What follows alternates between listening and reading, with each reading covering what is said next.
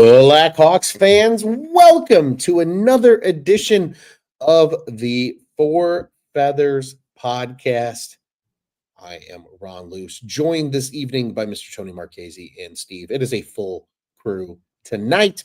Gentlemen, got a good amount of shit to talk about here. Should be a good show, maybe some debates, who knows?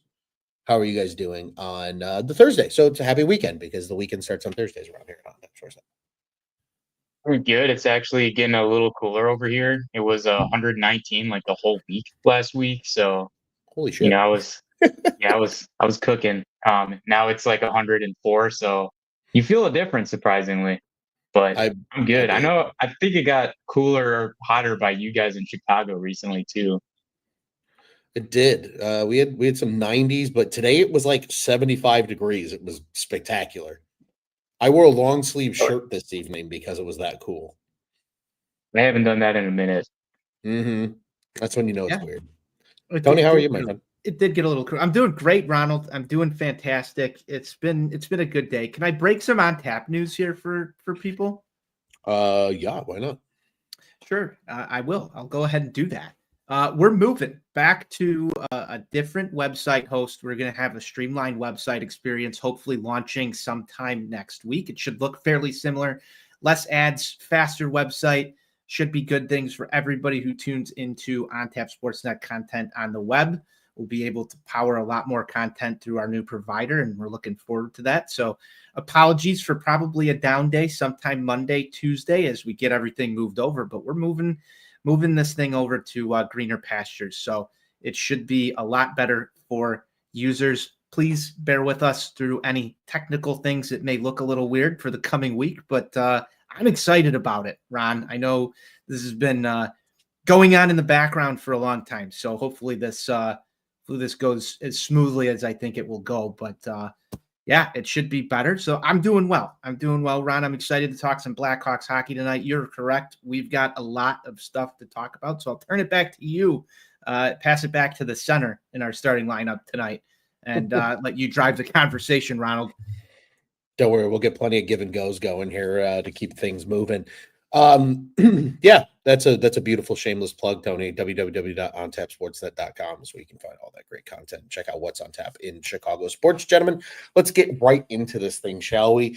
We're about roughly a week removed now from the long-awaited episode of a fellow. He's a big center. I'm a big center. I set a hell of a screen out in front of the net. We got some silky mitts. I don't skate very fast, but we got the silky mitts, and we know how to go in the dirty areas to score goals around here. Not to get us too far sidetracked, but Barstool Sports, and specifically, obviously, the original Barstool Chicago crew, now that the headquarters is located in Chicago, they sat down with Patrick Kane when he was doing kind of his little 24-hour media tour here in Chicago early last week. He was on ESPN 1000 and then wandered over to Barstool. That episode came out about 3 or 4 days after the actual interview took place. And it was kind of enlightening, I think, to a lot of Blackhawks fans. There was a lot of opinions on social media afterwards. There was a lot of opinions amongst our group here at Four Feathers Podcast about Patrick Kane and what went down and what were some of the thoughts of from him in terms of what happened when he was ultimately traded to the New York Rangers, and obviously now is still a member of the Detroit Red Wings after getting a contract done with them to stay for another season. So, gentlemen, I open the floor to the two of you. Steve, perhaps we'll start the give and go going your way here. What were your initial thoughts? What were your emotions? What went through your head after listening to that episode? Because again, I think we all had kind of different thoughts on the matter, and I think it, especially now being a week in arrears, I feel like I have new perspective that I didn't have in the heat of the moment. But I still want to hear where your brain was when it all went down. A little, I don't want to say hard. I don't know how I felt going into it because I didn't know if there was going to be some big story that was going to come out or something. But I was a little nervous, I guess, for some reason. And I think as the episode went on, I felt like there was a lot of good clarification. I don't want to say closure, but it was just interesting to see it from his point of view to hear him kind of tell a little bit of how things happened. When he got traded, I remember the Blackhawks released like I think one of their every shift episodes, they showed like Patrick Kane getting the call that he was getting traded.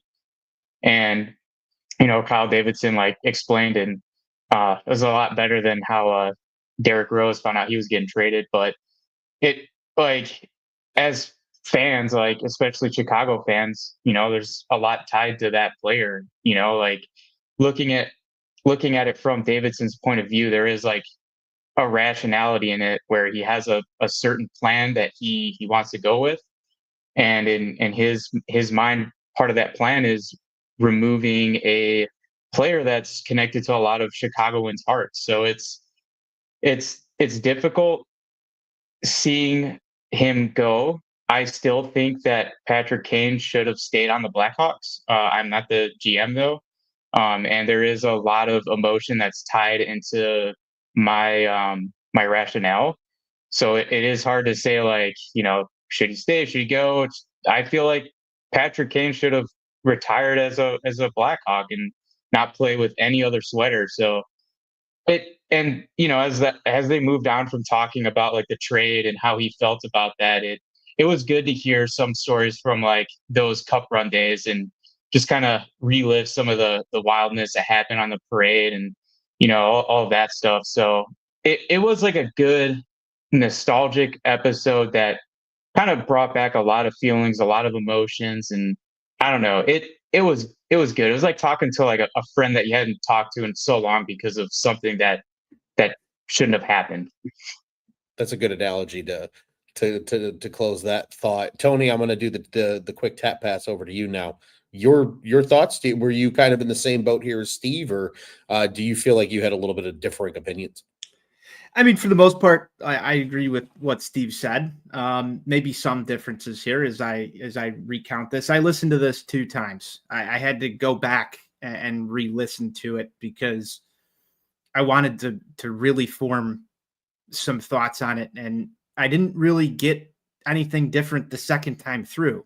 It was sort of anger, really, for most of this. And I mean, not anger so much in the sense that, I see our guy Matt in here saying he didn't listen to it because he simply hates Jamie Faulkner. And, I don't know how much of this we can pin directly on her. It definitely seems like an initiative from the marketing department.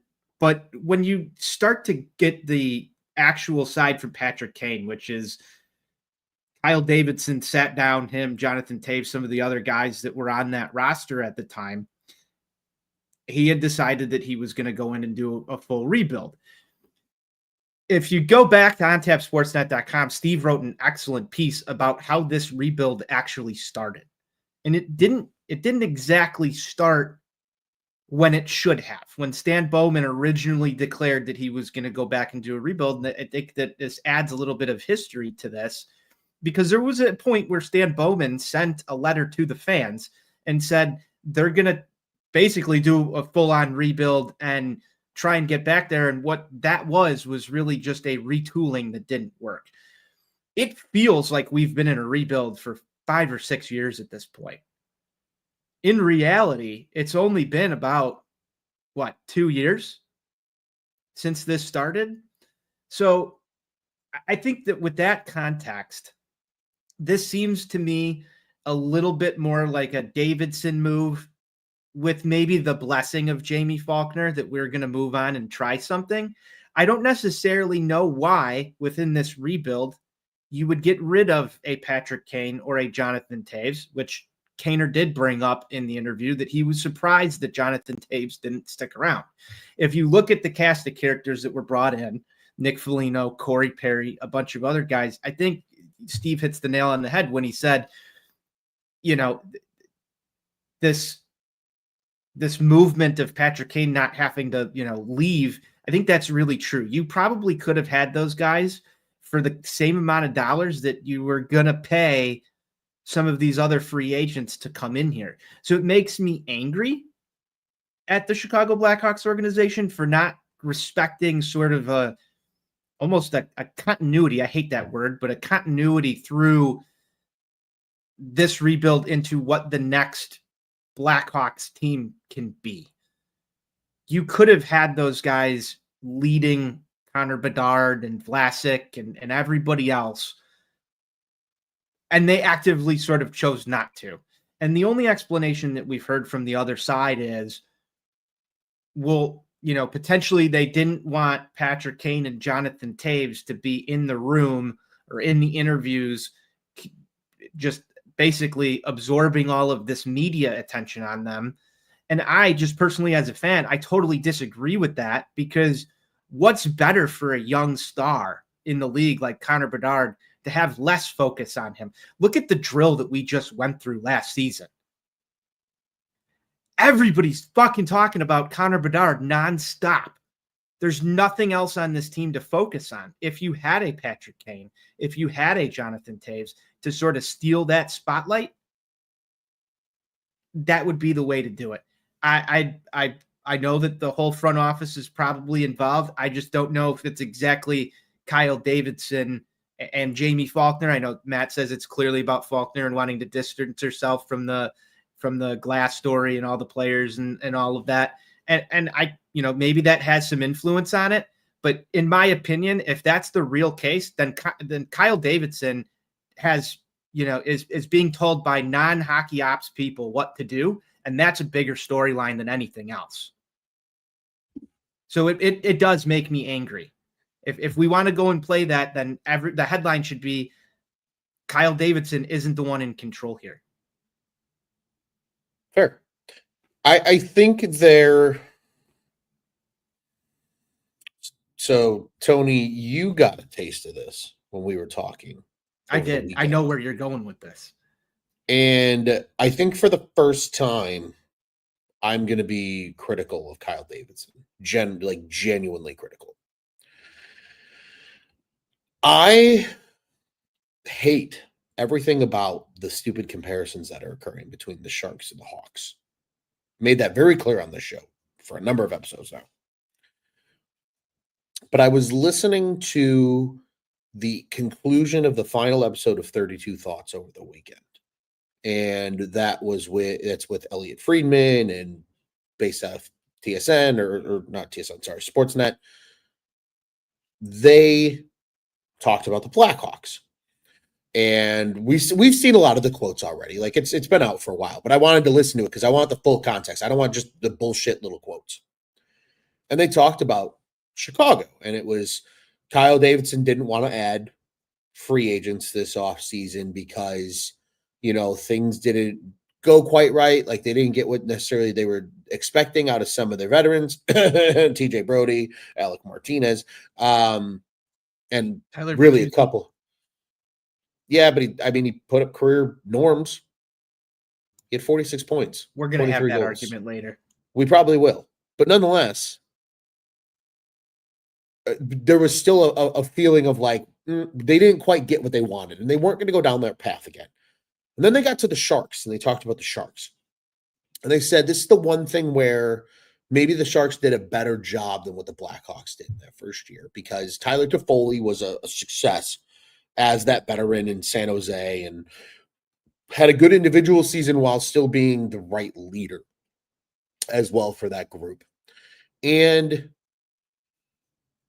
then I saw magically, because I think, my cell phone's listening to me and I talked a lot about the Sharks in my own head. They had Jumbo Joe Thornton and Patrick Marleau around the rookie, prospects camp and things like that. And I'm like, I like that. And that's the one thing that I think the Blackhawks lost sight of with Patrick Kane and with Jonathan Toews. Yes, did Patrick Marleau and Joe Thornton finish their careers with different teams? 1,000%, but it was for one season. Marleau was for a few. Marleau was for 2 or 3. But Joe Thornton was for one season, and then he retired. And it's when he went to Florida and was their fourth line center, which was the weirdest thing ever. – I'll say this. they are ensuring that the new wave of guys knows the tradition of the Sharks. When that team was really fucking good with Joe Thornton and Patrick Marleau leading the way, and Evgeny Nabokov and Dan Boyle and all those guys, I genuinely believe, to your point, Steve, like, I think Patrick Kane should still be a Blackhawk. I think Jonathan Toews should be too. When they're 38 and they want to go play one season somewhere else, like, that's how I always saw it. Was like, if those two left, they were leaving for like 1 or 2 years at the very end of their career when they just weren't very good anymore and they wanted to go somewhere they wanted to play, like Taves to Winnipeg, exactly what we're seeing right now. That was the only place I could ever see Jonathan Toews playing outside of Chicago. And I thought Kane would be the same way, but maybe he'd go to like Buffalo for a season and just fuck around and play in Buffalo because he's from Buffalo. Or maybe he would go to another team. Like, we always thought, like, oh, well, end up with Panarin when he went to the Rangers, and now he's with DeBrincat in Detroit. Like, something like that. Like, this could have still happened in the same vacuum. But, like, Patrick Kane was a 60-point player last year. You don't think that wouldn't have helped on this roster? It would have. So it's the exact thing that Hawks fans are screaming for, and even the front office has admitted that they want to get. Well, exactly. And so I think it's, again, when it comes down to it, because the way that Kyle Davidson approached it, he said, well, you know, we want the young guys to make their own voices heard in the leadership room and things like that. Here's where I think they could have done it and still gotten what Kyle Davidson wanted out of it. And that's letting Patrick Kane and Jonathan Toews understand that we would love to have you back, but like, these guys are going to be the future of the franchise. You're going to be here for a rebuild. Do you want to be a part of that or not? And give them the decision to say, you know what, fuck it, I'll go down with the sinking ship. Or, you know what, yeah, trade me. I want to go try and win one last cup before I retire. But they have that conversation. But they didn't, and that's my point, Tony. That's my point. They could have gone about this better. And I think it's the one thing I like that the Sharks did, because it's like, hey, look what this was. I think there's something to be said about that, because none of these kids have seen the United Center popping outside of like 2 or 3 random games in the regular season. Like, they don't remember what it's like when this team was good. And I know you have Tavo there, but Tavo's the worst guy to communicate that because he doesn't talk to nobody. And that's not a shot at Tavo, but if that's the message you were looking to get from Tavo, you picked the wrong player. And I thought you knew him, Kyle Davidson. You picked him up from the fucking airport 2 decades ago. I just think, again, ways that, man, there's just ways that this could have gone that it didn't. And I genuinely believe that when it's all said and done, I genuinely believe Kyle Davidson made the wrong decision. I do. Because I think you could have made the argument that Patrick Kane in this lineup over a Tyler Bertuzzi would have made a lot more sense. And even if you gave Kane 1-year contracts, just, hey, we're going to play it year by year. Fine. Taves, same thing, year by year. Fine. But would you rather have Jonathan Taves at $4.25 million or Nick Foligno? Would you rather have Patrick Kane at, what is he getting paid by Detroit for this coming season? Like 5 something? Would you rather have a ventilated contract too? Right. Because there was ways. Taves is. I believe Kane's is too. I think Kane's 34, isn't he? Or is he 35 now? Has he hit the 35 plus threshold? I'm not sure. Bobo Puck over here. First off, thank you. Second off, Steve's a freaking nerd. Thanks, boys, for bringing hockey content to an NFL heathen. And as Matt says here, I love that Tony and Ron and me are all serious. You just made Steve burst out laughing in the middle of it. 100%. And this was from him a little earlier. How much could Bedard learn from Kane about playmaking and scoring from Taves about playing center and being a leader? In all capital letters. Yeah, it's true. And again, I get it that bad things happened and like those players were there when it happened. But if you look at like the media reception that's taken place to this, like I just want to call out sort of like where we're at with this. When Taves signed and the Winnipeg Jets brought him on there and he did his, signing day, go look at the comments just for a second, because there's so many people out there. They're like, oh, thanks. We brought a guy that likes to cover up rape. I just don't think that Patrick Kane or Jonathan Taves or anybody else in that situation, just my opinion. I don't know the full facts, but just from what I've gathered this whole entire time, I don't think those guys were actively trying to cover up this situation. Maybe they knew about it. Maybe they didn't. Who knows? But like to still be like just drumming this up every time they're anywhere is obviously what the Hawks were trying to avoid.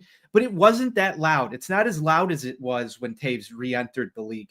Had he just stayed here and done some of this stuff, I feel like it would have helped at least sweep some of this under the rug by now at this point with Chicago hockey fans. And you know, the news page can turn. Yes, everything that happened was horrible. But do we really need to like try and bring down these guys, 15 years later?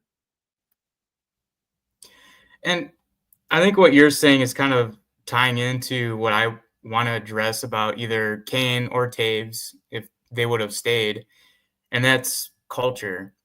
And I'm not talking about like the culture that a lot of people see like on the ice, like sticking up for Bedard, or you see one of the young guys getting like bullied or whatever. I'm talking about like having pride in your team. Like, yeah, this is an original six franchise, but like you need to have somebody who knows that legacy and is there to teach it to the kids. And, you know, even like when Kane and Taves were young, like maybe they didn't have maybe they didn't have like a player who was on the ice that was from like the glory days, but they still had Savard. And he was an assistant coach like right after he stopped being a player. He sticked around with the franchise. And that kind of stuff does matter where you're teaching these kids about, hey, like, yes, it's, you know, there's one thing to be an NHL player, but this is what it means to be a Chicago Blackhawk.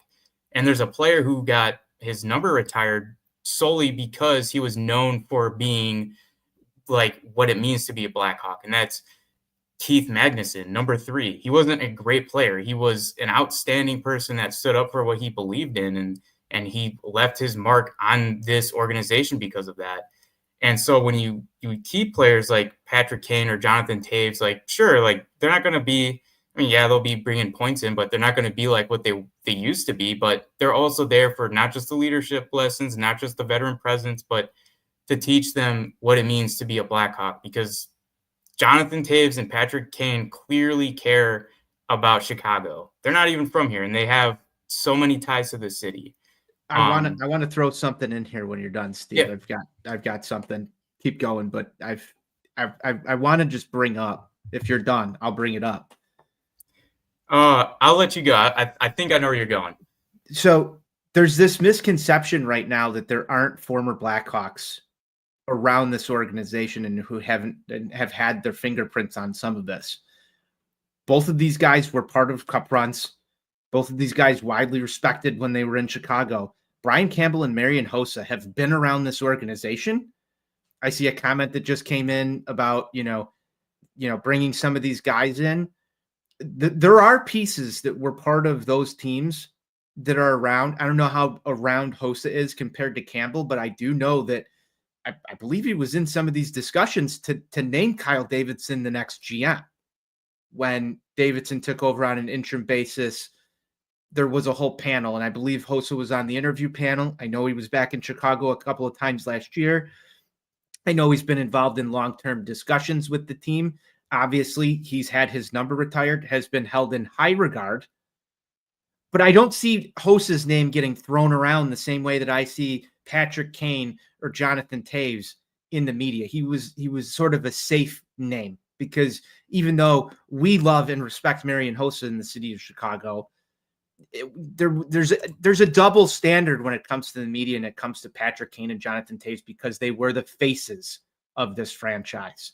And so the guys that are here and helping along the way, they're not talked about in the media. You're not getting news stories about Marian Hossa helping Kyle Davidson make decisions. You're not getting news stories about Brian Campbell being involved in a front office capacity as much as you would hear about Brent Seabrook, Duncan Keith, Jonathan Taves, or Patrick Kane being involved with the Chicago Blackhawks still. So I think that while we're sitting here, I just want to call out that, like, we do have guys that were part of that. I don't know how large their role is, but they're around the organization in some capacity, providing input. And so I just want to point that out. Skoke says Colin Frazier as well. I mean, we can argue how impactful Colin Frazier was, but yeah, there's, Kunitz is still around too from like an analyst capacity as well. So there's still guys. I know Jamal Mayers did some stuff a couple of years ago. You had Darling on the post game. So there's guys that are around. It's just not the ones that could be, I think, having a larger voice and be more respected in more prominent roles that we would want to see as Blackhawks fans to feel more comfortable. Well said. Yeah, there's a lot to be said, I think, and I think this will continue to be the whatever you want to call it, the kind of the thorn, I guess, in Blackhawks sides, maybe fans' sides, maybe for probably the rest of time. Let's be real. I don't think it's going to matter. There's this debate's going to happen over and over and over again. You can see how much of a rabbit hole we've gone down as we approach the 30-minute mark of this show. So, but I agree. I think, Steve, at the end of the day, I think the one thing I wanted to add just to what you had to say as well, the nostalgia of the episode was fun. I think that was the most enjoyable part of it, in addition. And I think it's a good little soul cleanse on a Friday. I don't know about you, but I thought it was a good little soul cleanse on a Friday. So all good stuff there. Plenty to debate. I'm sure we'll get back to the Patrick Kane stuff at some point during the season as well. And we'll be able to take it from there. But gentlemen, pushing our agenda onward, the big notable news, we have 3 signings to talk about here. The most notable being your number 3 overall pick, Anton Frondell, has signed his ELC.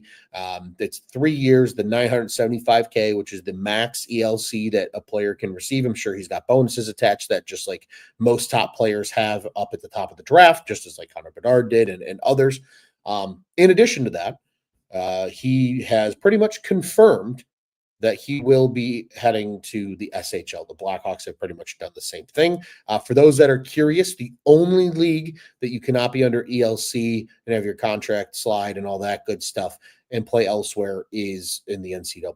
But the SHL is completely fine. So he's there effectively on loan is how you have to think about it. And then if his team loses before the playoffs and they don't make a huge run, he could be with the team by March of next year and get kind of a little cameo down the stretch, just as Sam Brinzel and Oliver Moore did a season ago. Anything from either of you about the Frondell contract, about him going to the SHL, just while we're here on this topic? I think it'll be good for him. I think we talked about a little bit in the last episode if him going to the NHL or the SHL would have been better. I think it's going to be good for him to just kind of round out his game a little bit more. My only concern is just the fact that he struggles with space.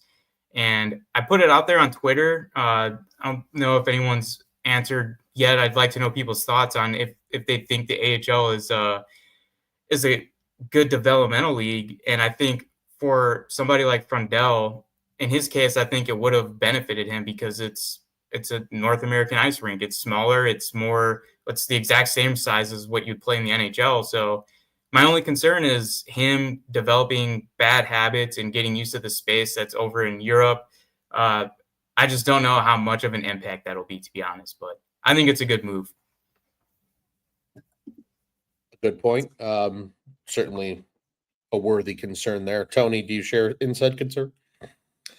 I mean, I think I've got concerns just in general from him going back to Sweden. I'd say that the first concern is you want to see the Blackhawks have direct impact on his development as a number 3 overall pick. And I believe that they would probably be able to have a little bit more impact on that development with him in Rockford or the NHL at this point.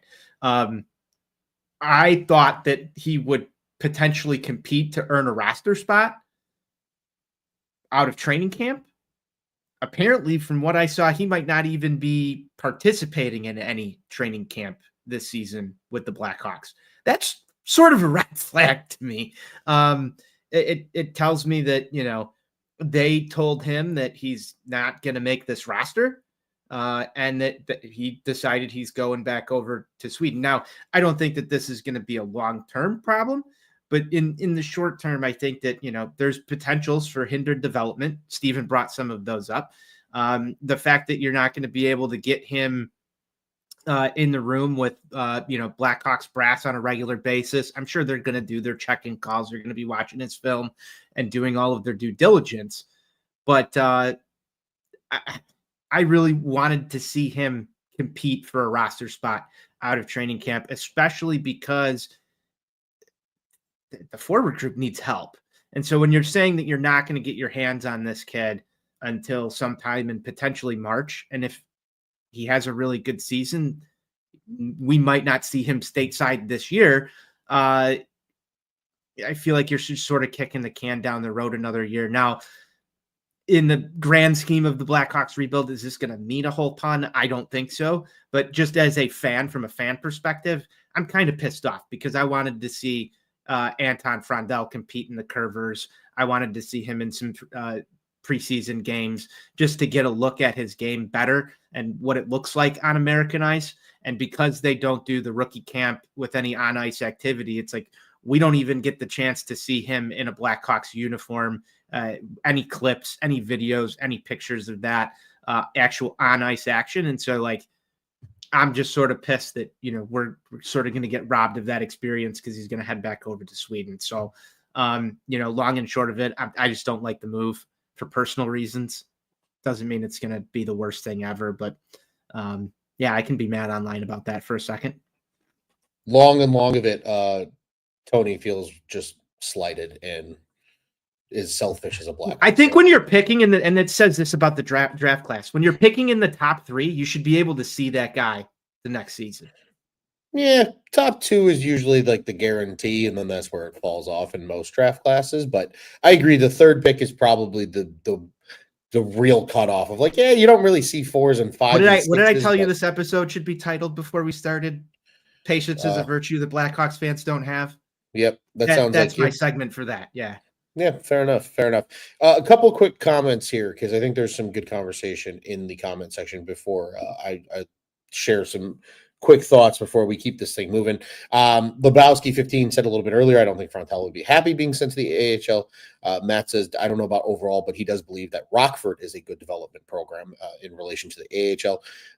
Anthony Tony says, I hope Frondel gets a full camp before going back. As we've said, though, that will not probably happen.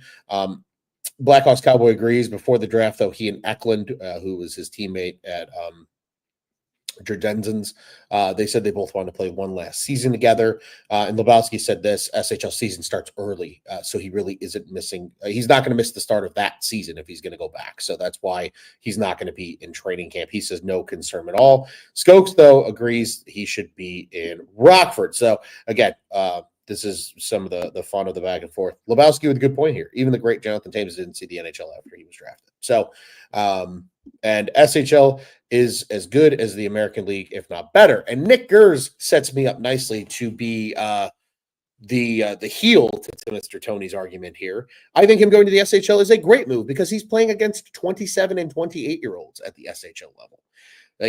These are grown men. He's not playing against, a bunch of 22 and 23-year-olds and the occasional 30-year-old veteran that's just a career AHLer.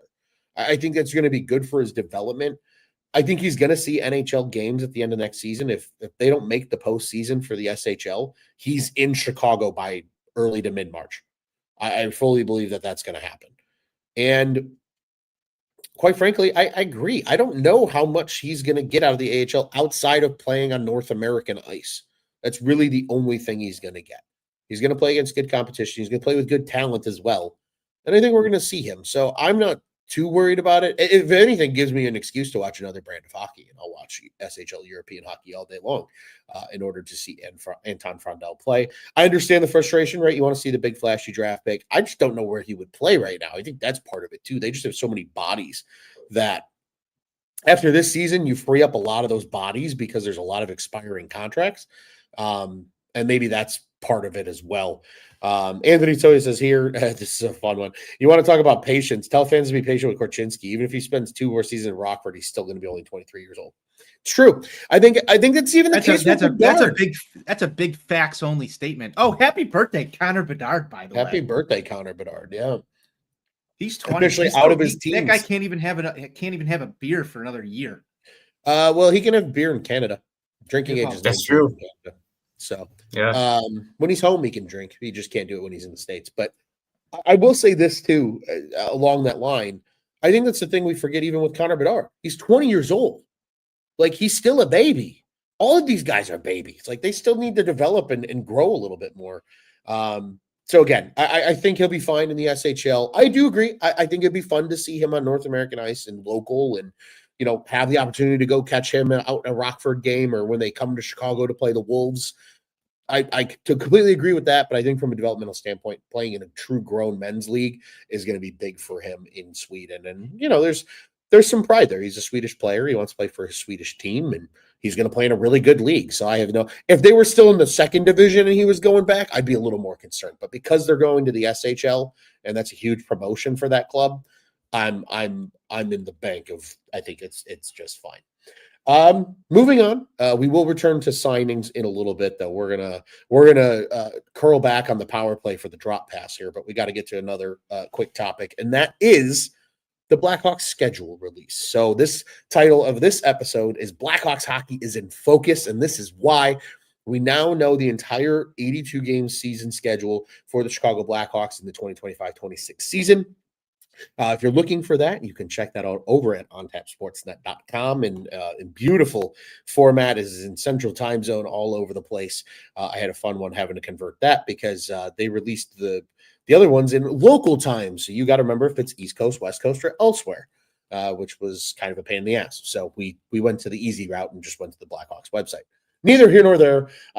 They will open on October 4th as a part of the big triple header on ESPN. However, they play at 4 p.m. and they play the Florida Panthers in Florida. So that's another banner raising the Blackhawks get to be a part of, even when they're not good, because that's just what the NHL likes to do when they have to open seasons. Some notable games that we wrote down here. December 13th, that's a Friday, or I believe it's a Friday or a Saturday night hockey against the Red Wings of the UC. Of course, that means Patrick Kane comes back to the United Center, and it's just a great original six matchup. How can you miss that one? And then Monday, January 19th, it is the first time the Winnipeg Jets will visit the United Center during the season, which means Jonathan Taves returns to the UC in a different uniform. I ask you guys, those are just 3 of the 82 games. Any matchups that you've kind of got circled? A couple notable things about the schedule. There's a lot less day games on Sundays. I believe there's only really 2 at home this year in the UC. A lot of those great 6 o'clock starts are back on Sunday nights, which will surely be welcome, I think, to a large variety of people. A couple of West Coast trips built in there as well. They play the Utah Mammoth at 1.3 times in like 10 days, which is really weird on the schedule. And there's a couple other weird little funky things about it that were kind of fun to cruise through as it was released. But gentlemen, I open the floor to you. Those are my thoughts because I assembled the article over at OnTap Sportsnet. So I've had plenty of thoughts about this thing. I want to hear from you two, though. Thoughts on the Blackhawks schedule? Oh, yeah. Kind of like what my buddy Anthony and Bobo are pointing out to. In early December, they got 3 games over here in California. They play the Kings twice in a row, Thursday and Saturday, December 4th and the 6th. And then they play the Ducks on the 7th. So 3 games in a row. That's going to be hard not to be tempted to just buy all those tickets and just go. Cause it's Do it. I love going to hockey games. Like I go to the Coachella Valley Firebirds, but it's just not the same as the NHL. And like, it's never the same as like watching the Hawks play. So those are my games that I got already pre-planned for. Hell yeah. Hopefully I can try to make it out to the UC2 whenever I go back home. And then towards the end of the season, I did see there was a couple games against the San Jose Sharks, right towards the end. Yeah. So like the very last game is against the Sharks, and then they play it a little bit before on April 6th. So if you're really into the tank race and probably loading up Tankathon around that time, that's going to be pretty intense. Yeah. What about you guys? Should be a good one. Tony, what do you got? Well, Ron, I'm trying to see if our ticket plan has been released yet. It By hasn't. the I checked. Chicago Blackhawks, and I don't see it either. Um, we'll see what we wind up with here, but Mhm. it's kind of hard to like pick out the games that you want to see. I hope we get the Jonathan Taves game. I'm sure I'm going to be at that one 100%. Just looking at this, last year's schedule, there was a lot of holiday play. I always like to look around the holidays. We do get a New Year's Day game Mhm. against the Dallas Stars at 7:30. I would much rather them play on New Year's Eve like they did last year. That said, I guess I'll have to spend New Year's doing something other than watching Chicago Blackhawks hockey. But we do get the New Year's Day game. And then like a little break around Christmas, December 23rd, you get the Flyers. So that might be the home game. Not sure when Thanksgiving falls, but normally there is a Friday game. I believe that'll be our Friday, November 21st or the 28th. One of those games will be the Black Friday, as we like to call it around here, Black Hawks Friday game that we'll have to be at, Ronald. And then the other game that I'm looking at right now, it's a road game. It's my birthday, February 26th, down in Nashville. So if I'm feeling up to it, I like it. might be heading down to Bridgestone and Hell of taking a in some trip. Blackhawk hockey. It might be a trip. We'll see. It's nothing's planned in stone yet, but we'll figure it out. Ronald, Real quick. Sorry. I Yeah, just go want ahead, to throw this.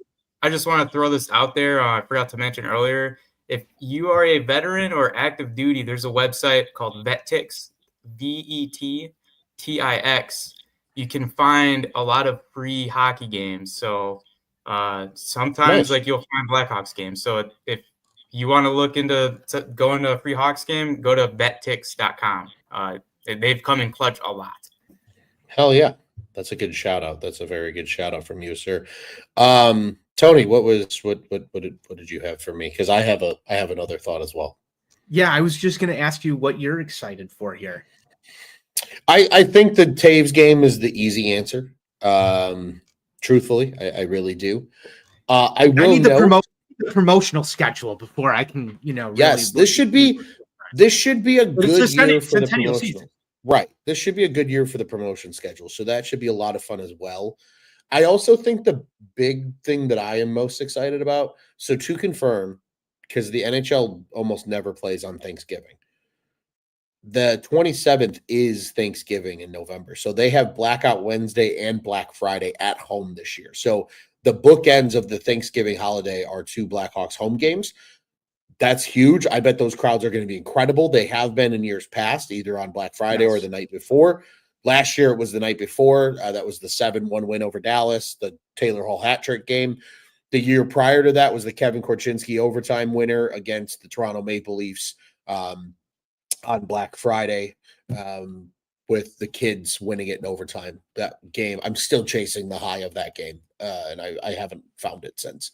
But that was an incredible one. So, and it's against two Central opponents. It's the Wild on Wednesday and the Predators on Friday. So, some good Central Division hockey around the holidays is going to be pretty great. So, those are probably games I'm looking forward to.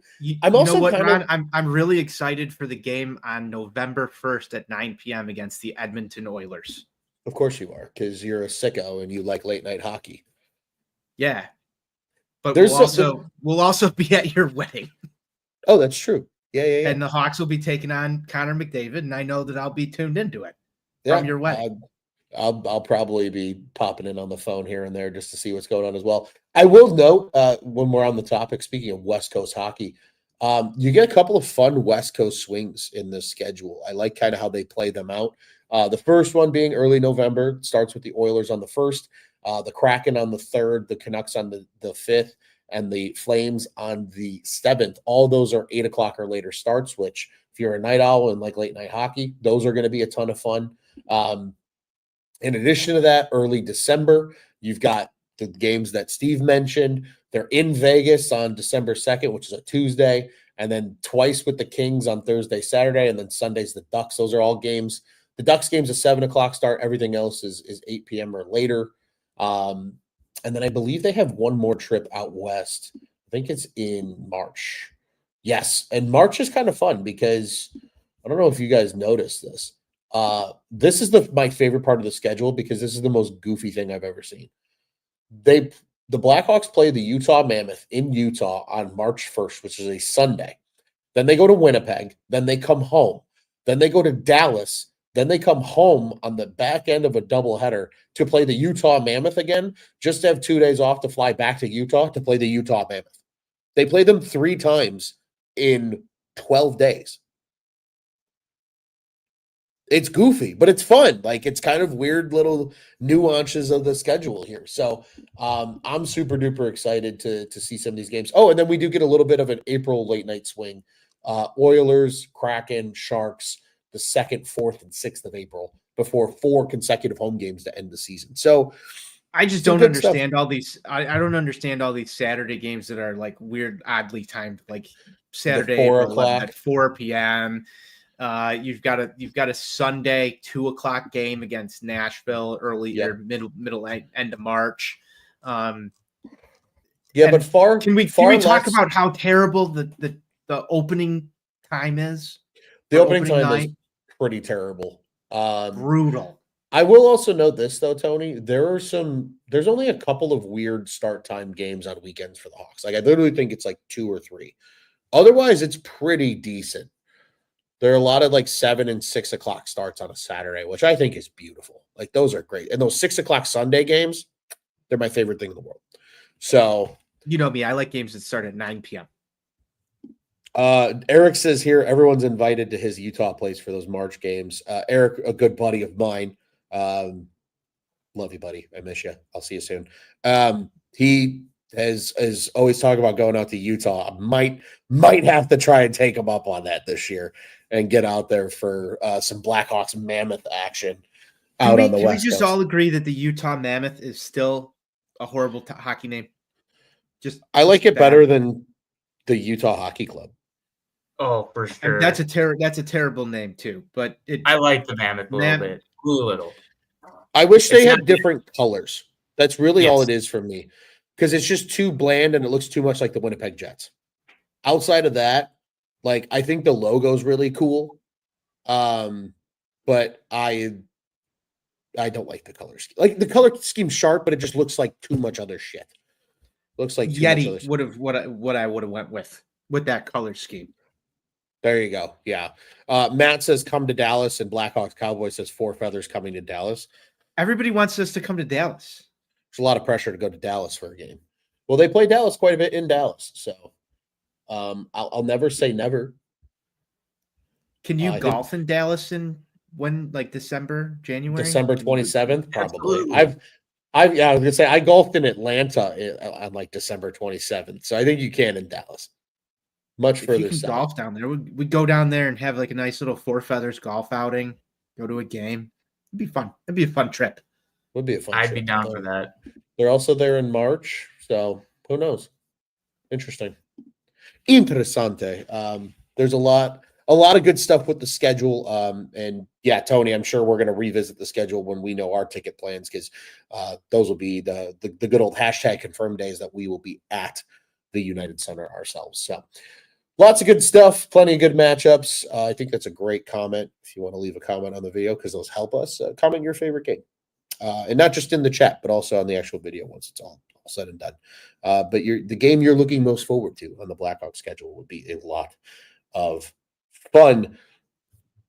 Gentlemen, 2 more signings to talk about, one outside the organization, one inside the organization. And I am going to do my damnedest not to fuck this up. But the Hawks signed Russian goaltender Stanislav Bereznoy. I see I already screwed it up. Bereznoy. He played in the MHL and the VHL, which are lower levels of the KHL in Russia, was released from his contract. The rumor came out on the morning of the day he signed, and then like 2 hours later, the Blackhawks made it official. It was quick. Maybe the quickest I've ever seen a report become actual, like, fact. But he is a goaltender. So this is another goalie in the system. Tony, I'm going to set you up for the one-timer here as our goalie guy. What do you think this means for maybe certain players' futures? Or where do you see him kind of fitting in the hierarchy of where guys are going to play next season. What are your thoughts on the addition of Bereznoi? Oh, I just like that Steve's pouring another drink down there. So crack him, Steve. Oh, he's doing the Malort. Oh my God. Yeah, it's Malort. Wow. Are you doing a shot? I'm out of bourbon, so like I just needed something. Are you just sipping on sipping Malort it? right now? I haven't been sipping on it. I just poured. Actually, it's kind of a fitting mug. It says that's some gourmet shit. You're just wait, but hold you're on. Are sitting here you just going drinking to Malort. sip it? Yeah. Oh, I was gonna You're take an a animal. shot. Oh, you're an animal. I love it. Did you bring that back from Chicago, or can you get that out in California? No, so I found it in a liquor store out here. They had it, and I got it for my wedding, and I was making people take shots of it because nobody knows what it is out here. Holy moly! I see him pour. I see him pouring electric. something. He's just sipping on Malort during the show. This is awesome. Oh my God, that is electric. Just straight Malort on a Thursday night. You're an animal, Steve. Good for you. You're That's a better man than I. That's fantastic. I'm glad I brought that up because I had no idea what you were pouring until you just showed everybody that. Boy gets shot at a few times, starts sipping liquid trash. We were The dry talking state about of Utah. we would were not talking approve. about I'm goaltenders. for both of us. We get interrupted by a Malort break. Super interrupted, but we'll try to dial this one back. And Tony, what the hell's going on with the goalies?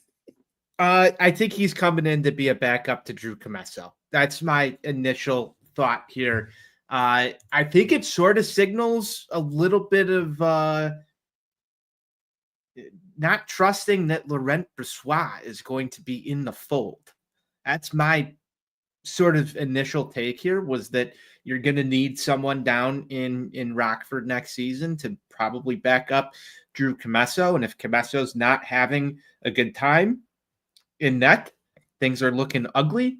I think you could see him get called up over Commesso in need of a spot start if there's any injuries at the NHL level.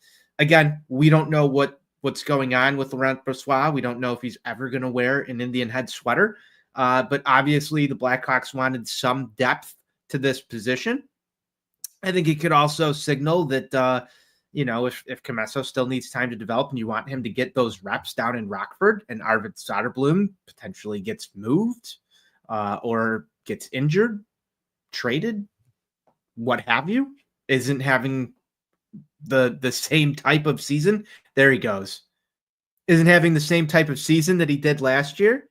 I think you're going to have to call someone up to back up Spencer Knight. So having depth in this case is good. So I'm a fan.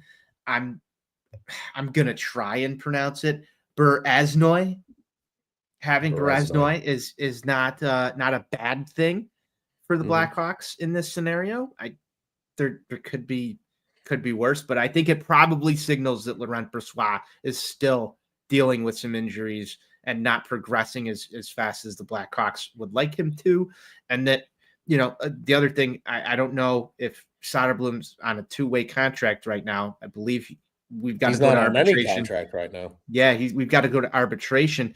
So who knows what takes place in arbitration and where that relationship is. We talked a lot about that on our last episode. Adding another goaltender to the mix just to give yourself some depth is a good thing, in my opinion, at this point. Sort of under the radar move, but we'll talk about it here on Goalie Central on the Four Feathers podcast.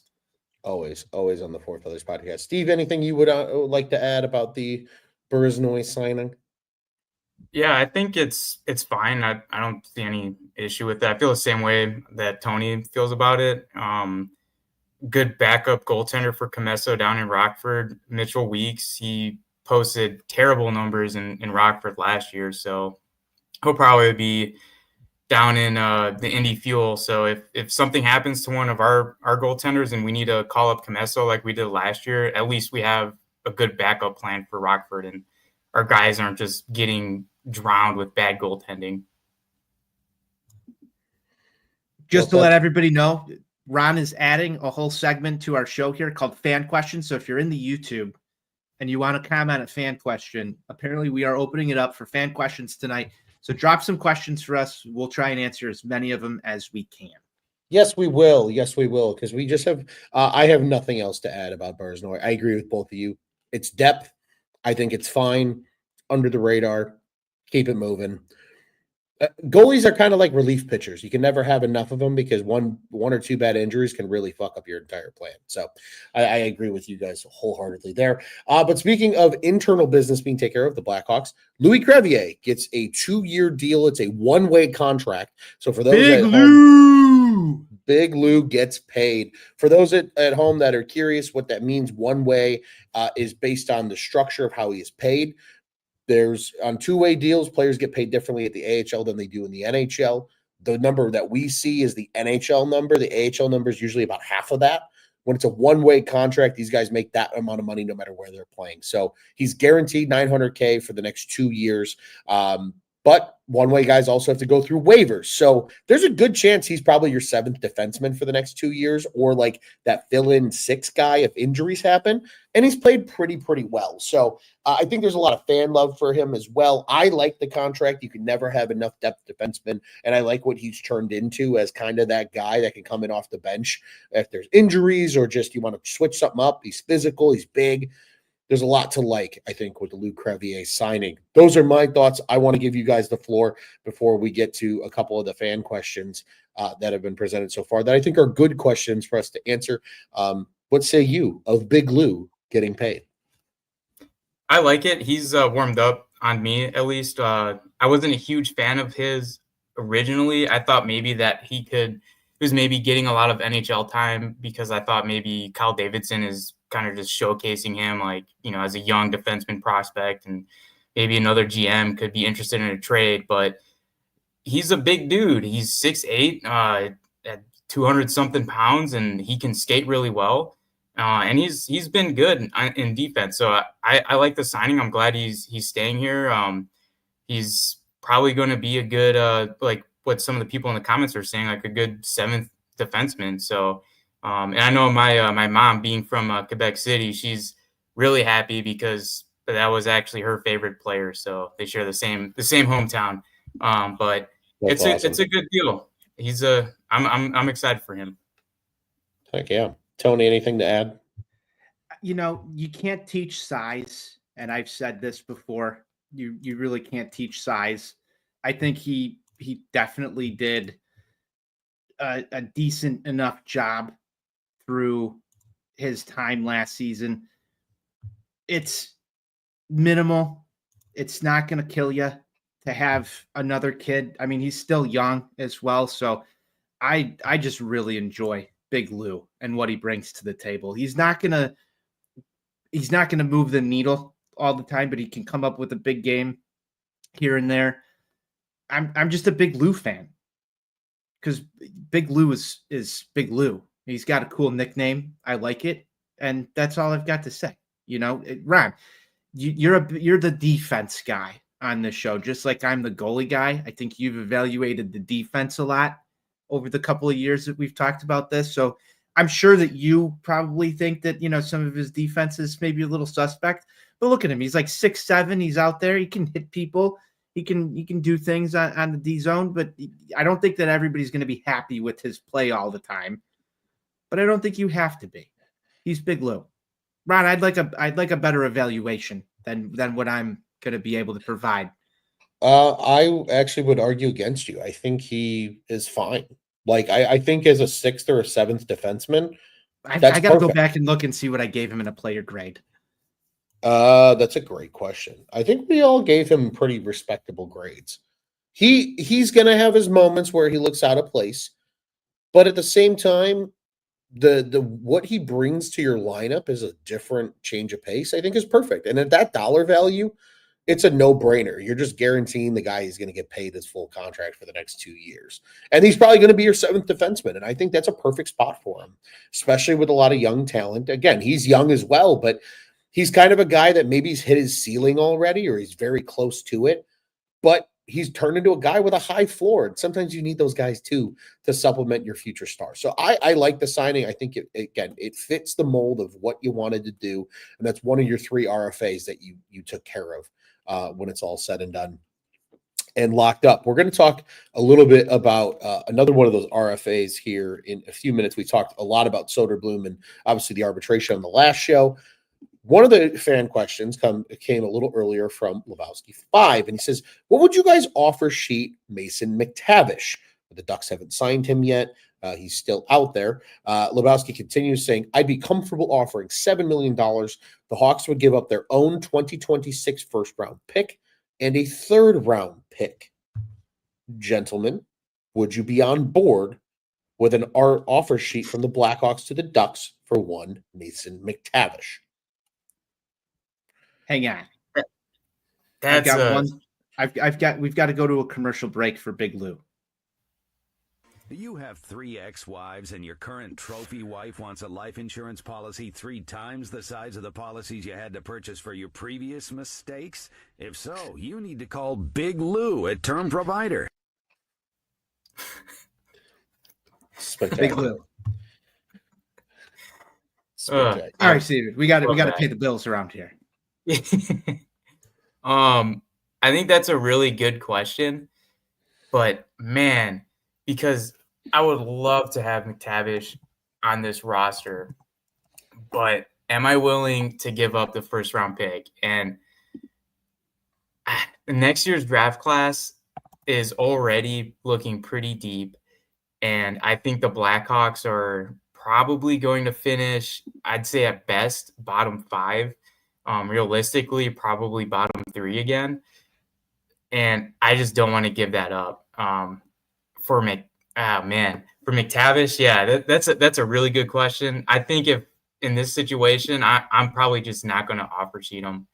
And I hate that I said that too.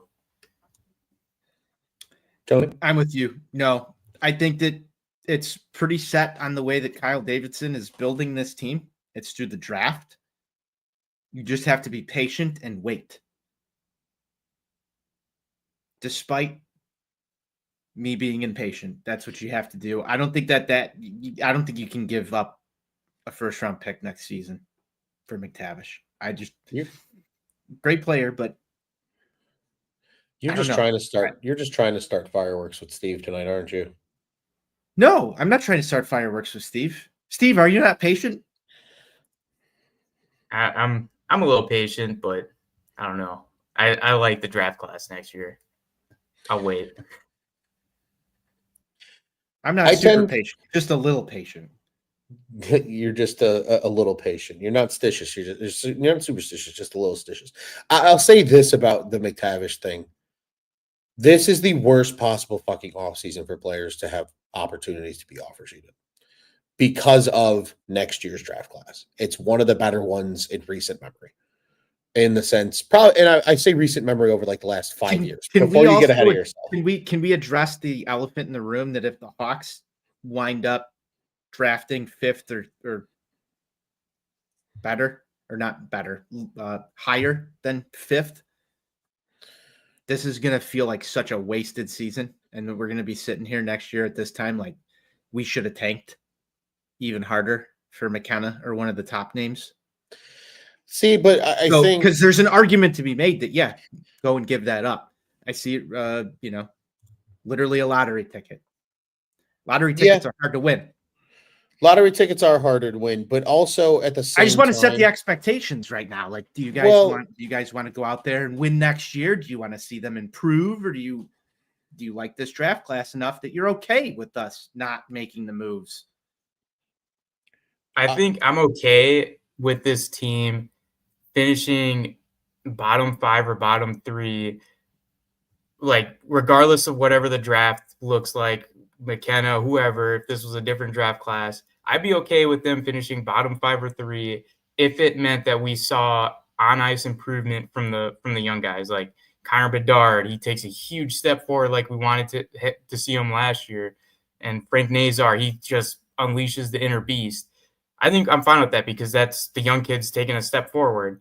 But it's it's so tough with the fact of next year's draft class and how deep it is. I don't know. Before Tony jumped in the face-off dot ahead of me and stole my face-off, where I was going was, if it was this year's draft class with this year's RFA guys, where you're giving up next year's picks for Frondell, Misa, those guys, we would have seen offer sheets around the NHL by now.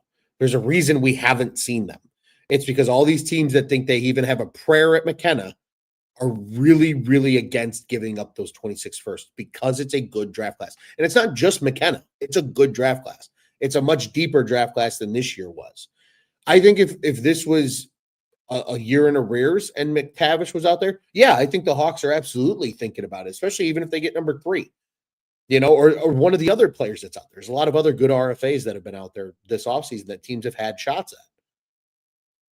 I think the draft class is too good. And I think Kyle Davidson also knows there's a chance the Hawks go backwards or things just don't work out well. Maybe the veterans underperform, to Steve's point. Maybe the young guys are really good. And some of these veterans get shipped off at the deadline. It's just a young team that doesn't have enough steam to win games. They might have a chance. And I think because of the hypothetical of what could happen is why they're not going to give up a 26 first for McTavish. And that's why you're not seeing offer sheets anywhere in the league, especially out of the Chicago Blackhawks. I think that makes a lot of sense. And I have a feeling like this offseason, it's almost kind of like the draft, where there was a lot of talk about how there was going to be a huge trade and like it was going to be pretty crazy. And then the draft happened and it like nothing crazy happened. Even Elliot Friedman was like, this is the last time I'm going to put it out there that something big is going to happen. And already we're seeing other insiders say how like this offseason was going to go crazy with trades, and it's been pretty dead. And I think to your point, like this draft class is impacting that. So like as far as offer sheets, which like a lot of people like Frank Saravalli were saying like this is the summer of the offer sheet. Well, maybe not anymore because of the cost it would get you to get these players. So yeah, that's a great point. And I think Lebowski has an interesting take here. He says he thinks that McTavish will be a lot better than we think, apparently. I don't think it's necessarily that. It's also, where do you fit McTavish right now without just completely sabotaging Frank Nazar or Connor Bedard? And those two guys are way more important than Mason McTavish is to the Chicago Blackhawks. So I think that's a big part of it too, right? I think there's other things to be in mind. Eric says here, Kevin Korchinski needs to develop. If he's not a top 4 guy for the team moving forward, they're in trouble. A core full of young and talented D-men always takes years to develop. So another reason that you keep your first round pick and you add more crop and talent to that group when it's all said and done. So again, I think that's where a lot of the why Mason McTavish becoming a Blackhawk probably feels elsewhere. But we'll have to keep an eye on it. There was an earlier question, and I want to just preface it. We're not going to answer it because we've kind of already answered it. And it comes from Nick here. I think Nick was not in our comments the last time, so maybe he has not heard the discussion yet. But why is the Hawks rebuild looked at so differently than the Sharks? I'd rather get the back end refined with 2 potential right-handed D in the system. I agree. We could spend an hour on this, so maybe we'll revisit this before the offseason's over, Nick. We'll put a gold sticky star next to it.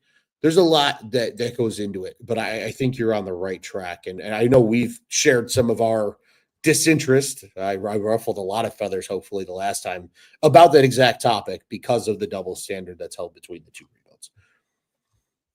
I really like Nick's profile picture, but Seinfeld picture, but it's a good one.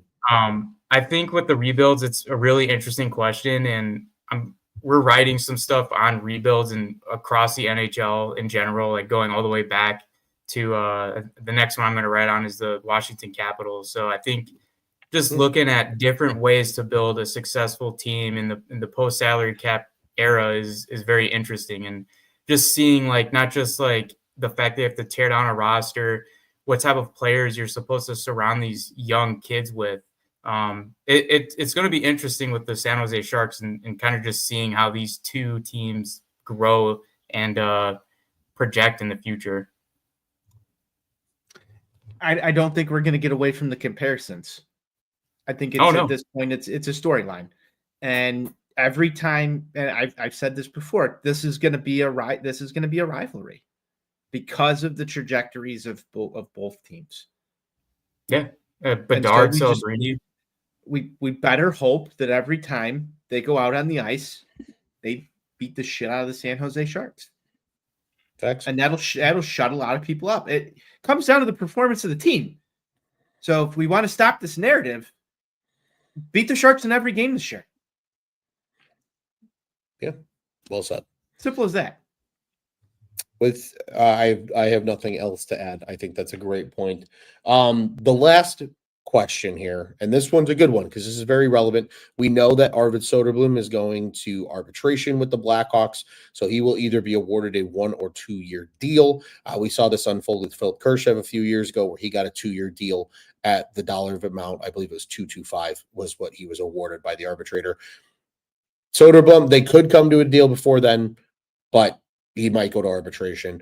As a result as well, obviously we saw Crevier get locked up. So the last RFA out there, what does a contract for Wyatt Kaiser look like? Now, I talked heavily about this at the very, very, very end of the season, kind of as we started to ramp up the offseason. I think this is the story that nobody's talking about. What does Wyatt Kaiser get? Because he's not going to arbitration. Is he going to get a multi-year deal? Are we talking 3-4 years? Because that says a lot about what they think about Wyatt Kaiser as a part of the future. So I ask you guys, because I think the contract reflects how they feel about Wyatt Kaiser in the near term. Maybe not necessarily the long term, but at least the near term. Because if they think he's a guy, I could see him getting 3 or 4 years. What do you guys believe is the Wyatt Kaiser contract when it's all said and done from the Chicago Blackhawks this offseason? Wyatt Kaiser he's an interesting player. He made a lot of improvements last year. He spent some time up and down in Rockford to, the Blackhawks. But I think if we're looking at length, I think a 3-year contract is reasonable. It's enough time for him to kind of just show what he actually is in the NHL. And I think the other piece of that is, like, is he a future blue liner on this Blackhawks team? And that's a really good question because, like, he's got that offensive instinct. I don't know if that's going to do well for the blue line because you already have a lot of defenseman prospects that are supposed to be really good offensive talents. I mean, it doesn't hurt to have, like, a lot of dudes that can be offensive defensemen, but, like, you want some good defensemen, like, who are good in their own end, like Vlasic. Wyatt Kaiser last season, I don't think I saw a lot of that from him, but again, he's still super young. So where I'm going with that is he could be potentially a trade piece where, like, they sign him to something short, and if they need to move somebody, maybe he's a part of a bigger package. Not this offseason by any means, but just down the road. I personally don't see him fitting on this team in the future, to be honest. I don't know. I think a 3-year deal is reasonable. As far as, like, the price goes, that's where I'm a little questionable. Did you say that you don't see him fitting on the team in the future? Yeah, I don't. Like, I mean, so it brings up a lot of great questions. I want to dissect that. I want to dissect that a little bit. Ron looks like he's. I'm looking. Ron looks like he's staring into my soul here for asking this question, but why don't you think Wyatt Kaiser fits on this team? Like, I really want to know because he grew on me a lot last year. Yes, he did. And, he grew on me too, like just like Crevier. And I thought Crevier was going to be moved by the deadline in a bigger package last season. Obviously, that didn't happen. But with the Blackhawks, like, their blue line right now is pretty stacked with all these young kids. And I know Wyatt Kaiser, he's on the left side. Kevin Korchinski, he's got to still squeeze in there. I'm still pretty high on Korchinski. I think he's going to be fine. He just needs to be a little bit more physical, but he'll turn out good. But when we're looking at this Blackhawks roster, realistically, when this team is good again, it is not going to be 100% dudes that were drafted within the Blackhawks system. I think some of those players are going to get moved, and it's not going to be like the players that we love right now, like Alex Vlasic, because like that's an untouchable name. But Wyatt Kaiser is somebody who could build a little bit of value in the eyes of other GMs. So I think that's a player that I could see getting moved in the future.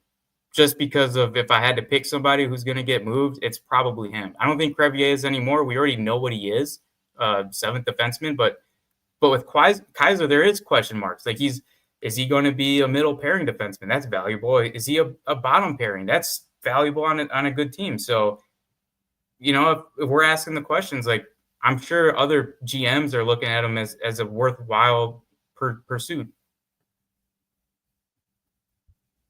I agree. I think it's going to come down to some D trades. Well, dealing from strength for Kyle Davidson in terms of assets, and he definitely has a strong pipeline of D-men to deal with here. I'm sort of surprised that Kevin Korchinski's name didn't pop up, I guess, more in terms of trade speculation this offseason. I think that sort of goes two different ways, or one of two ways. One, the league isn't exactly high on Kevin Korchinski as the Blackhawks are, and it wasn't going to bring back as much value. Two, it could be that the Hawks are actually still really high on Kevin Korchinski and weren't shopping him. So one of those two things is true. I don't think there's really any middle ground there. But Wyatt Kaiser's probably the other name that I would throw out in terms of, trade capital, and Ethan Del Mastro's probably another name that you can look at in there. But for me, I don't know if I'm exactly comfortable giving Wyatt Kaiser long-term unless he's willing to sign for a contract that is in my wheelhouse, that I can utilize that contract as an asset in order to move him. So I think if you're going to give him 3 or 4 years and solid AAV, you're probably setting yourself up for a potential lighter return on that Wyatt Kaiser deal. And Ron is the PhD of salary cap geography here. I think this is going to be an interesting contract to see what the Blackhawks front office does with it, because I think it'll signal what they're thinking about with Wyatt Kaiser long term. Most definitely. And that's exactly how I felt about this coming into the offseason. Like it's gonna be telling, because it's kind of the first defensive domino that we are gonna see, right? This is the first of like the true prospects on the defensive side who's getting a new contract. I know Vlasic got his contract, but I think we all felt comfortable that Vlasic was going to be a part of the future, whereas Kaiser's kind of one of these guys that they're earning their dollar on Vlasic too. They've got him working in the marketing team now. True. So I think, when it's all said and done, like it's going to tell a lot, because Kaiser's the first one up of that next wave, kind of the same breath as the Ethan Del Mastros of the world. And it's also, I think, going to tell you how far Kevin Korchinski is away, because if Kaiser gets a 3-year contract, they probably think Korchinski needs at least 2 more years in Rockford. Right. So there's a lot of moving pieces to what he's going to get. A couple quick comments here that kind of are going to support my discussion here. Eric says one, he says, I think signing a guy like Kaiser will promote and push the competition on the end. I totally agree. Nobody on this roster is guaranteed a spot or an extension. Also agree. He's seen way too many top 5 picks on the defensive side bust. Also agree. Cam Barker, that's a great example. 3rd overall by the Chicago Blackhawks and panned out to nothing. Somehow Stan Bowman turned that into Nick Leddy, but didn't pan out as anything as really as a Chicago Blackhawk. I once played an NHL franchise like 5 or 6 years into the future, and Cam Barker turned into a 99 overall defenseman. And it hurt me. It hurt me because I traded him immediately, and it hurt me to see him as a 99 overall defenseman. But that's the video game progression. And that's where I think you mentioned this a little bit earlier, Steve, about, right, like when this team's good, not everybody's going to be here that was a part of these prospects. You see like these lineups 3 years in the future and it's all homegrown guys. That's not realistic. Yeah, Boakfist was a great name. We think Allen's going to get traded before Korchinski did step up in the playoffs. They, Henry Yoki, how are you? yeah, he was a late first though. That's a little different. Where Boqvist was a top 10 pick. So Yeah, he was. that one is. I'm just throwing out more first round names. Sure, but that's the thing, right? And I'm gonna steal one of my favorite slogans from our Cubs on Tap show that I repeat to everybody who gets too ahead of themselves on the guys that are coming down the pipeline. A prospect is a prospect until they're no longer a prospect. And what that means is until these guys prove they can stick in the NHL, I don't give a shit about their promise. They're still a prospect. They're a lottery chip. They are a complete unknown, and you're just betting on their future. I think Wyatt Kaiser being around is great for maybe 3 years, because if Korchinski needs longer than expected, right? We saw it. He's only 23 if he spends 2 more years in Rockford. Who's to say that you don't need that bottom pairing left side guy like a Wyatt Kaiser who's at least steady and you know what you're getting? And I believe it was Anthony Tony mentioned it a little bit earlier about the upside. Oh, and it was this comment because Kaiser does have more offensive upside than a player like Nolan Allen, for example. I think there's something to be said for the value, Steve, like you brought up, right? That could make him more valuable in a trade down the road, especially if he continues to develop at a well pace. But at the same time, he's a little more of one of your known assets where Lev Shinov's immediate future, he might still need a little Rockford time. We don't know how they feel about his approach. Korchinski, there's still a number of names that are probably still going to need time in Rockford. Wyatt Kaiser has clearly figured something out at the NHL level. Since I don't think any of us apparently felt comfortable giving an exact number. I know there was a couple that were offered up in the comments amongst the commentors. I'm going to guess that Wyatt Kaiser gets a 2-year deal, and it's going to be for somewhere around like $2.3 million a season. I think that's a number that the Blackhawks can stomach very easily. I think if he outplays that number, he sets himself up for an extension. I believe he would still be an RFA at that point as well, so they would have some control over his rights if things are going really well, and they have to play that cap game because we're going to see new contracts for Connor Bedard and Frank Nazar in the near future. I think that's a perfect number that makes sense. I'm comfortable with that number, Ron. I think that's what it is. I think that's what we end up seeing is something similar. And if I'm wrong, maybe I'll rip a shot of Malort on the next 4 feathers after he signs 2. And join along with Steve. Anthony Tony says here, speaking of Lev Shinov, he says Lev will only be 20 at the beginning of the season. Definitely need more time in Rockford. I tend to agree, but again, I'm not in Kyle Davidson's brain, so we'll have to wait and see what happens. So that was fan questions. That was kind of fun. It was a long segment, but again, I think there were some great questions to be asked. They're all very relevant, I think, in the world of Blackhawks hockey. So we wanted to get to those there. Now on to our habitual segments, ruffle some feathers. Gentlemen, do either one of you have any feathers to ruffle, or am I the only one deciding to ruffle people's feathers today? No, I do want to address all the feathers that I have been ruffling, though. You've been ruffling a lot. You of have been feathers. ruffling some feathers. Yeah, so in Twitter and Blackhawks Twitter in the past, I've noticed it's usually a lot of boring conversation where it's either people making really safe takes. So I've been throwing it out there, just like questions and things that I might not even agree with, just because I think discussion it's valuable.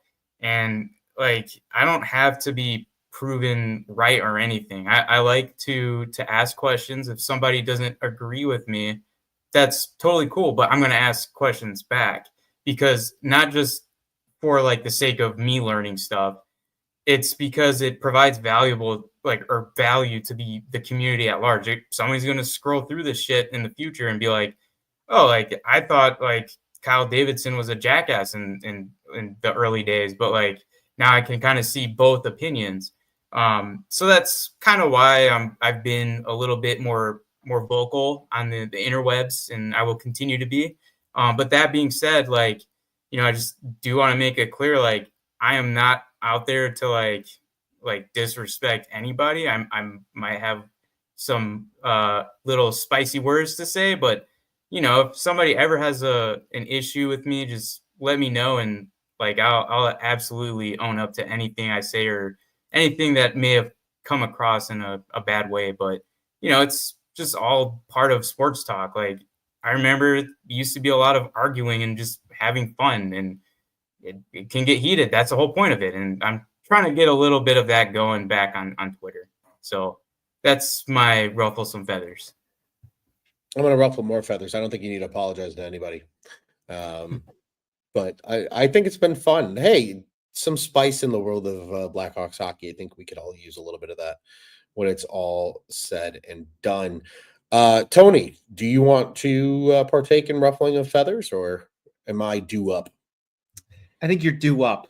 I'm not going to ruffle any feathers right now. If something comes to me in the next few minutes, I think you guys have. Steve, you ruffled so many feathers this week that I'm going to just let that one go. And I'll toss it to Ron. Steve's out here drinking Malort and fighting strangers on Twitter. Well said, Bobo Puck. Well we're said. Gonna have to put a limiter on his Malort. The limiter. Oh God. One shot per show. That's the limit. Once he gets into 3 and 4, we're gonna have concerns. It's mine's a moderate ruffling some feathers. I agree. I think Steve's 4 more Malort, Steve. Do it again.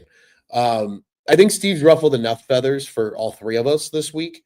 So this is just a baby spicy one. And it's that this team taking a step forward this coming season will come from within. And what I mean by that is, in order for us to see, we know what the veterans on this roster right now are. We're seeing it, right? Ryan Donato's ceiling is maybe a 60-point player, but he's probably realistically in that 40 to 50 range long term. We know what Teuvo Teravainen is. We know what Tyler Bertuzzi is. We know what Jason Dickinson and Nick Foligno and all them are, right? We know what they are. Your future stars need to take those steps toward becoming future stars. I would expect everybody's point totals to probably look pretty similar next year, except for 2 players, Frank Nazar and Connor Bedard. Those are the guys that are going to take that leap forward, and that's where that's going to come from. On the defensive end, you can make the same argument. Sam Renzel. You can make the argument about maybe a Kevin Korchinski if he's up at any point in the season, right? Maybe he only gets a 14-game taste, but maybe he puts up 6 or 7 points. That's encouraging versus his last time around where he got a 10-game, visitation and really didn't do anything offensively. Same goes for Artem Levshinov, right? These guys come up and all of a sudden you're seeing some really respectable point totals as young players. That's where we can start getting excited. And this is what the Blackhawks are allowing it to happen. That's why nobody else was brought into the fold outside of the TW inspiration that is Sam Lafferty. It's going to be about Connor Bedard and Frank Nazar and all these other guys showing up and providing more offense. Anthony Toney with a great name here too. Vlasic, we saw his offensive game take a step forward. Maybe that continues to progress forward, and maybe he becomes more the two-way player that the Blackhawks never expected, and rather than him being kind of that defensive stability on the blue line. So that is my ruffle some feathers. Again, it's a very moderate ruffling of feathers, but it's just something that that's my little bow on that take of just that's what it is. And now that we have a schedule, that's what I'm looking forward to as a piece of what's to come this season. We always got to give out stick taps around here. Steve, you have a stick tap to give out. I'll turn it over to you, my friend. Who are your stick taps towards?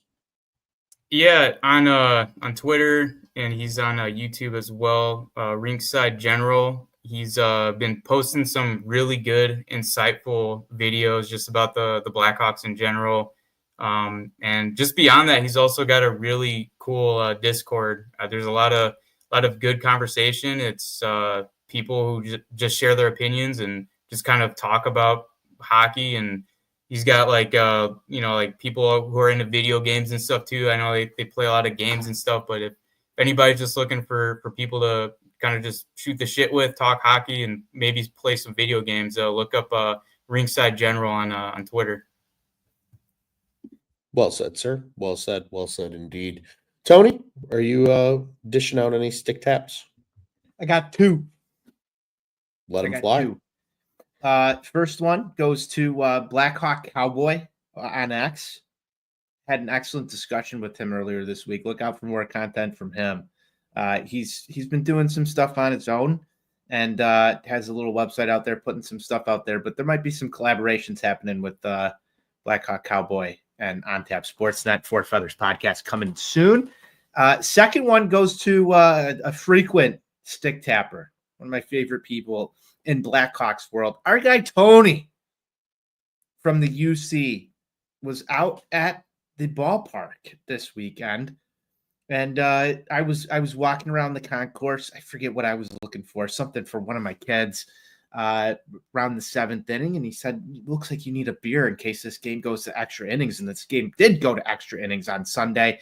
And I needed that beer. So thank you, Tony, for once again hooking me up with another ice cold beverage. Can't wait to see you back at the UC. He's excited to get back to the UC out of the heat that is Wright Field. Ronald, I believe he's out there at Wrigley. Might want to look around for our guy, favorite beer vendor in the city of Chicago. You can find take a look around, what is that? Right outside of 324-ish, Ron? 324, 325. Yeah, that's where you can find him. He's a beauty, absolute beauty. Yeah, if hopefully I can make it back to Wrigley before the season's over, and if I do, I'll definitely be on the lookout for. We got to give a shout out. 2 more years of Big Lou too. Stick tap from we do. Anthony Tony stole my stick tap, and I'm going to get to that here in a second. Eric says Frank Nazar will have more points than Bedard next year. Hot take: pour me a Malort shot. We could take on these keyboard warrior crybabies together. That's always a fun one. Hey, you never know, man. I there's a world where I could see it happening. As crazy as that might sound. Mine was briefly titled because it is about 2 more years of Big Lou, but in the framework of how I have it set up is get your paper, Jolly Green Giant. Good for you. $900K guaranteed. He was a 7th round pick in 2020.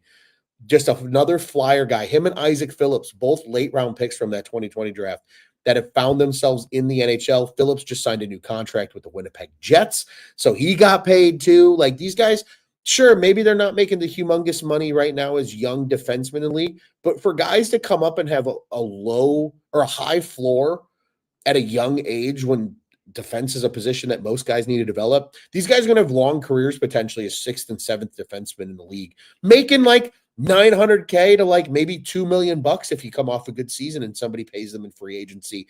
I hope Big Lou has a great career, and I hope this is the start of it.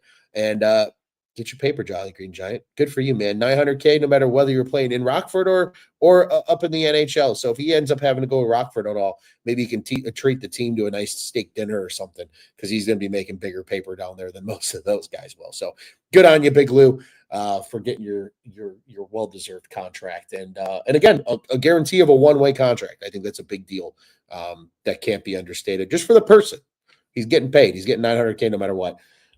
In the next 2 years. Gentlemen, what's on tap next? Well, we've gotten past the schedule release. We've gotten past the preseason schedule release. Really, we are waiting on arbitration over Arvid Soderblom. Also, Wyatt Kaiser's new contract potentially. Really, those are probably the last 2 pieces of business for the Blackhawks before we start looking ahead to.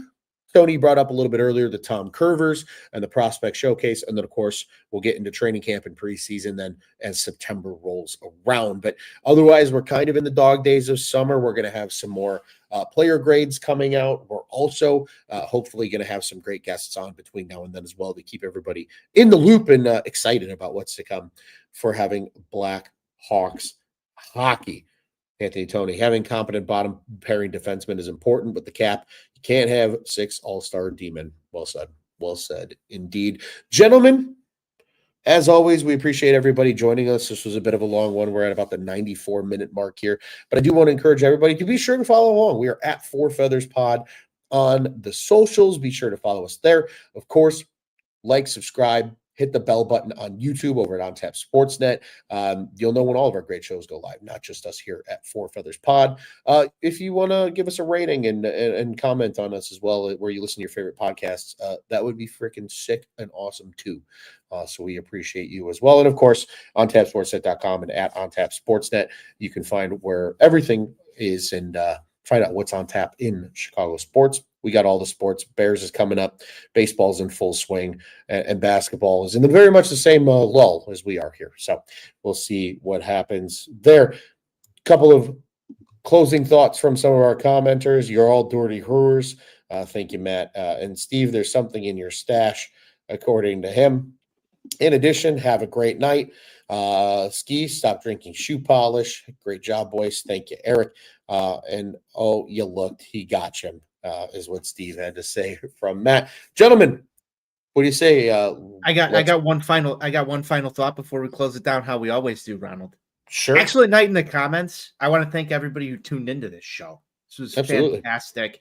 We'll do more fan questions if we continue to get crowds like this. I really appreciate everybody tuning in here. Steve, how's that Malort shot feeling right now? It's not fun. I'm probably not going to do that again, to be honest. It's terrible. I was fighting that, so yeah. Terrible idea. Spectacular. Fantastic. This was a fun show. I'm glad that we can get on here and talk for an hour and almost 40 minutes about the Chicago Blackhawks in mid-July. That's excellent stuff. Again, thank you to everybody who tuned in. This was fantastic. Ronald, toss it back to you.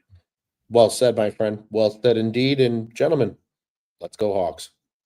Let's go Hawks.